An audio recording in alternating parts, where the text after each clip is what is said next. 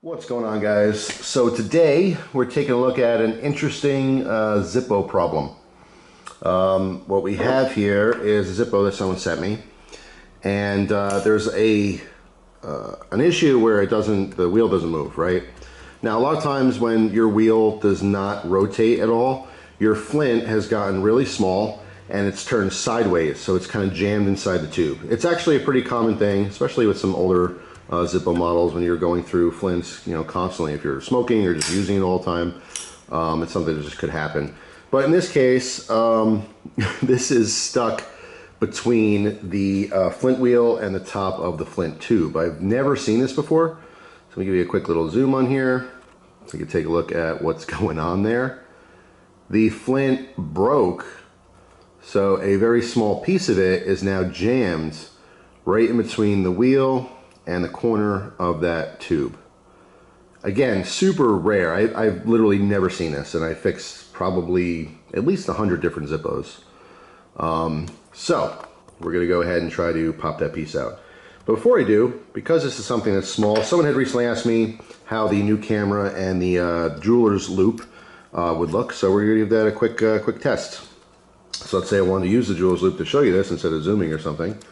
If we put this up here, bring this in closer so I could focus. Not enough light there, so I'm going to have to use this built-in light. Alright, well, let's see. So I'm using the large side. So let's try it like that now. That's shedding some light on it, but still not really focusing.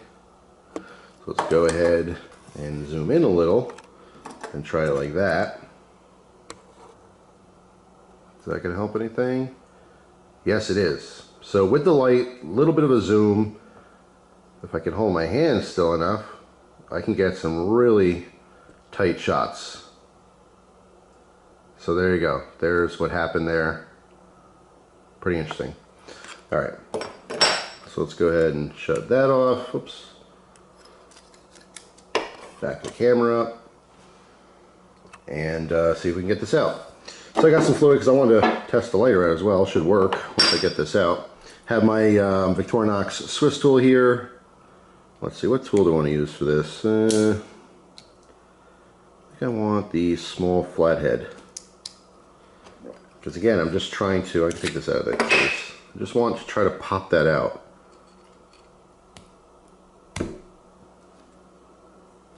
I moved it a little bit.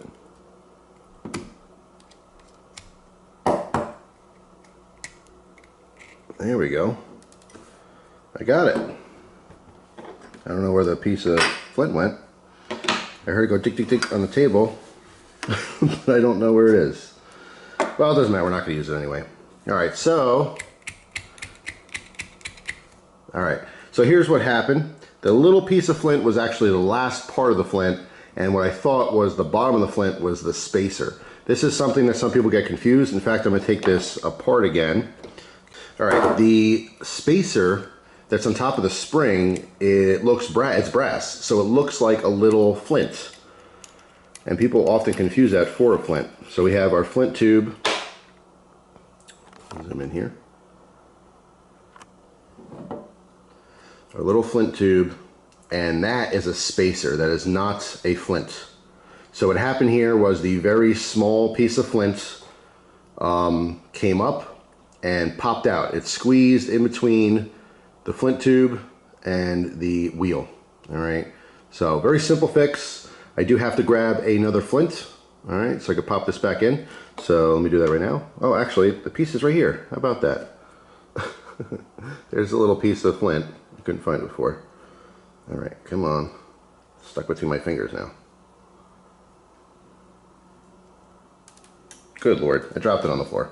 All right, whatever. Let's go find another flint. I'll be right back. All right, I'm back. So I have one flint left in this container.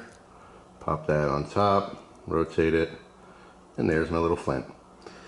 So let's back the camera out just a little bit here. We're gonna take our flint, drop our flint inside of our flint tube. All right, then we're gonna put our spacer and flint spring. Zoom all the way back out. Put that back in All right, push, rotate to get that started. So there it is. Now it works. Everything's good. Just have to fill it. So obviously it's dry. So you pop up the cam there, put it back in your case. This way when you're filling it, the excess can drip into your case. And you want to go ahead and lift this pad up. Usually like the little extra fibers you might be able to pinch and lift it up, but in this case not so much. And then go ahead and fill it. So I'm not going to fill this all the way. I just want a little test run. And I don't fill this until I can see the fluid. Okay, then it's a little bit too much. Like that should be good right there. I don't see the fluid line. If I had to guess, I would think that it's probably saturated at least halfway at this point. We'll let gravity do its job, so let that sit there for a minute. The fluid is obviously soaked up in all the rayon, the cotton that's in there, and slowly absorbing through the wick, because remember the wick goes back and forth around the cotton, and then obviously as the wick absorbs that, it goes all the way to the top. So when you spark it, the top has fuel, and you have your little flame. Alright, so I let that sit here for about 3 or 4 minutes. Again, just letting gravity, you know, soak up all that fluid towards the wick. Rotate around, put it back in the case. Alright, make sure you put your little cam back down, fit it all the way in, and give it a little test run here. I don't have that much fluid, so it might take a little bit longer to soak up, but we have a flame. Once it's hot, it should be able to light up every time. Now, generally speaking, if you have a hard time lighting it right away, you might want to repeat that process, put a little bit more fuel, let it sit, let it soak for a little bit, until, you know, it easily lights every time. But there we go. Very simple fix to a rare Zippo problem. I have not seen that. I had thought that originally I thought the flint broke. But obviously I realized that it was just the spacer that was behind it, and the flint happened to get stuck between the wheel and the tube. Now ultimately I had to shimmy it out a little bit with the tool. It looked like you could probably rotate it in the reverse to just pop it out, but I did try that originally and it was just jammed in there. So after I just moved it over just a little bit, I was able to lift up or rotate counterclockwise and it just popped right out. So there you go, simple solution to a unique Zippo problem.